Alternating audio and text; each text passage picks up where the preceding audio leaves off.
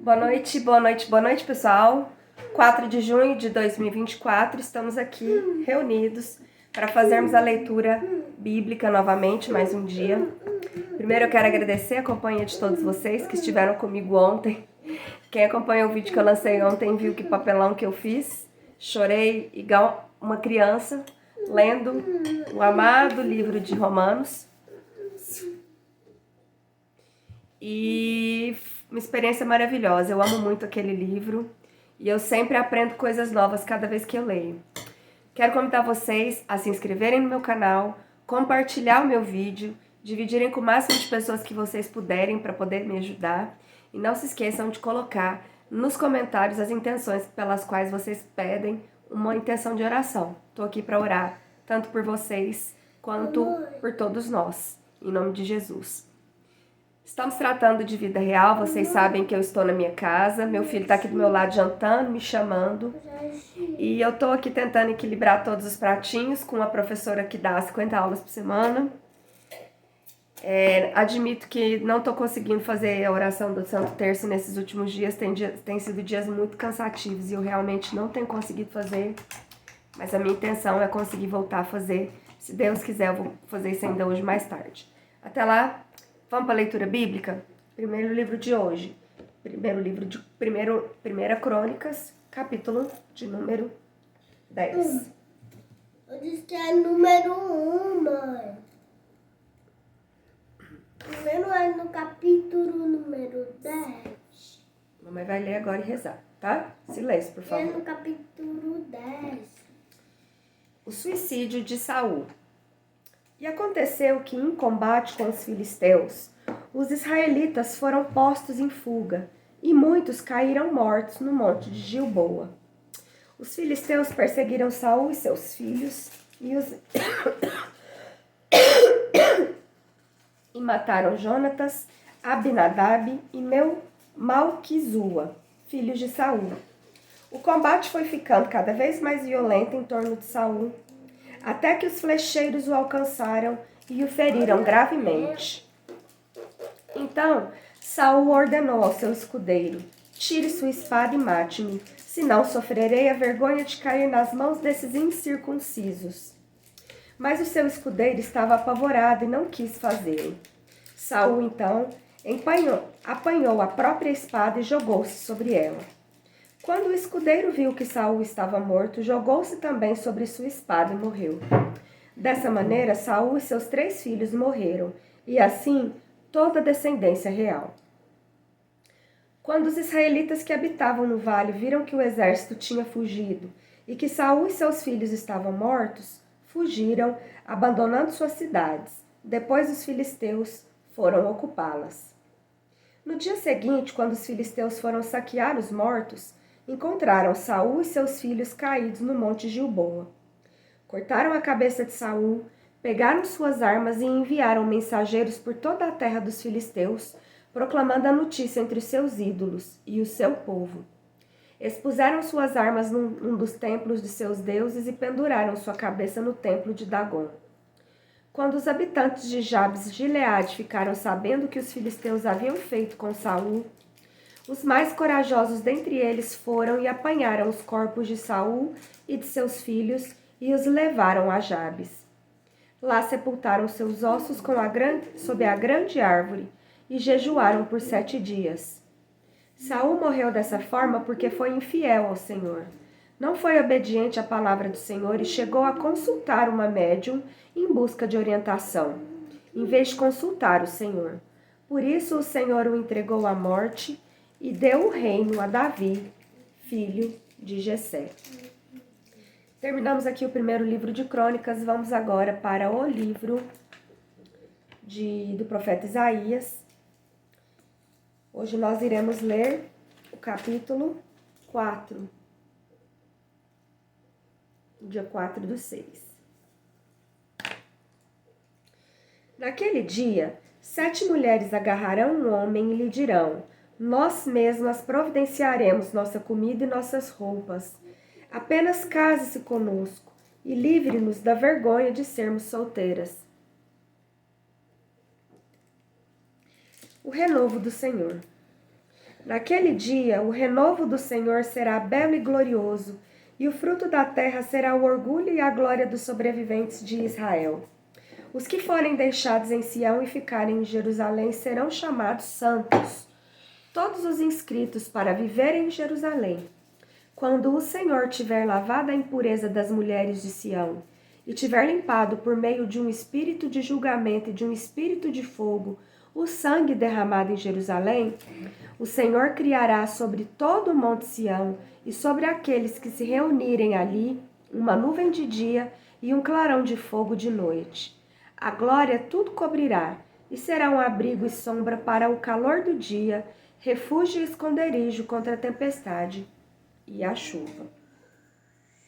Hoje a gente está fazendo leituras bíblicas curtinhas, né? E agora nós vamos para o meu amado livro de Romanos. Sabemos que corre grande risco de eu chorar de novo, né, gente?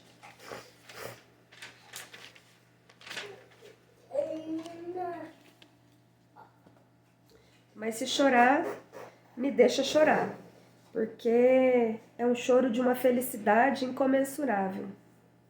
O Senhor Deus só nos dá esse tipo de felicidade, felicidade abundante. Capítulo 6 do livro de Romanos. Que diremos então? Continuaremos pecando para que a graça aumente? De maneira nenhuma. Nós, os que morremos para o pecado, como podemos continuar vivendo nele? Ou vocês não sabem que todos nós que fomos batizados em Cristo Jesus, fomos batizados em sua morte? Portanto, fomos sepultados com ele na morte por meio do batismo, a fim de que, assim como Cristo foi ressuscitado dos mortos, mediante a glória do Pai, também nós vivamos uma nova vida. Dessa forma, fomos unidos a ele na semelhança de sua morte. Certamente o seremos também na semelhança da sua ressurreição. Pois sabemos que o nosso velho homem foi crucificado com ele, para que o corpo do pecado seja destruído e não mais sejamos escravos do pecado. Pois quem morreu foi justificado do pecado. Ora, se morrermos com Cristo, cremos que também com ele viveremos. Pois sabemos que, tendo sido ressuscitados dos mortos, Cristo não pôde morrer outra vez. A morte não tem mais domínio sobre ele, porque morrendo, ele morreu para o pecado uma vez por toda, mas vivendo, vive para Deus. Da mesma forma, considerem-se mortos para o pecado, mas vivos para o Deus em Cristo Jesus. Portanto, não permitam que o pecado continue dominando os seus corpos mortais, fazendo que vocês obedeçam aos seus desejos. Não ofereçam os membros do corpo de vocês ao pecado, como instrumentos de injustiça. Antes ofereçam-se a Deus, como quem voltou da morte para a vida, e ofereçam os membros do corpo de vocês a Ele, os membros do corpo de vocês, como instrumentos de justiça.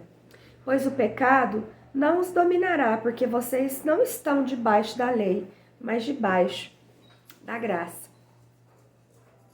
E então, vamos pecar porque não estamos debaixo da lei, mas debaixo da graça?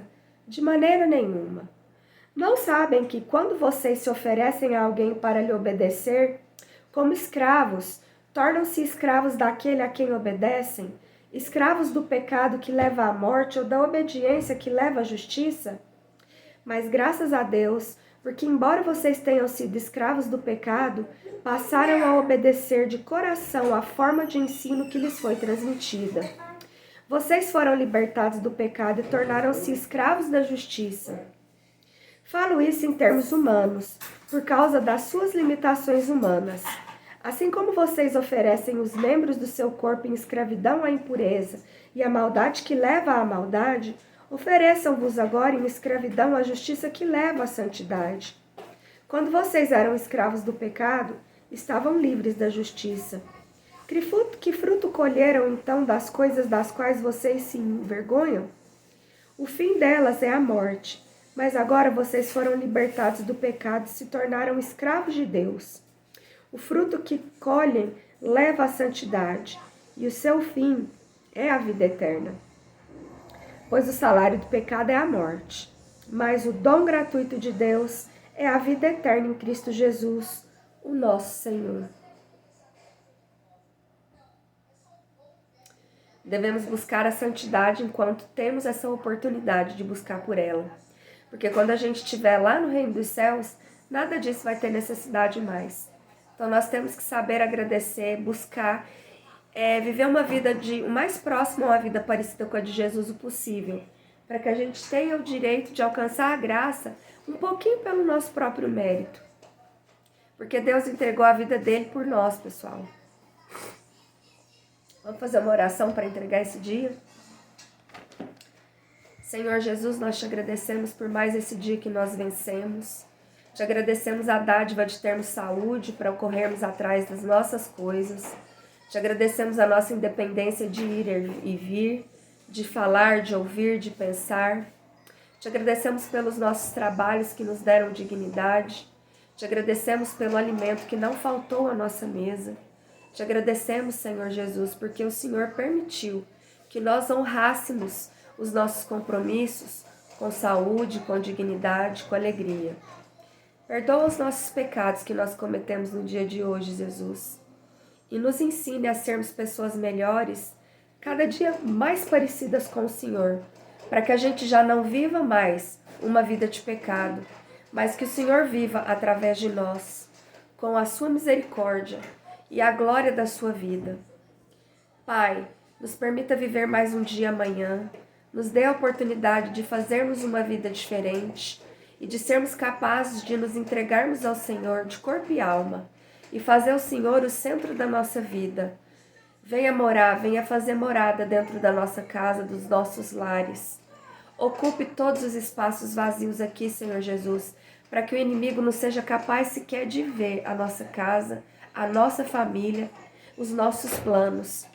Eu quero entregar todos os nossos planos aos pés do seu altar e te pedir, Senhor Jesus, que permita que eles deem certo, para a honra e glória do seu santo nome.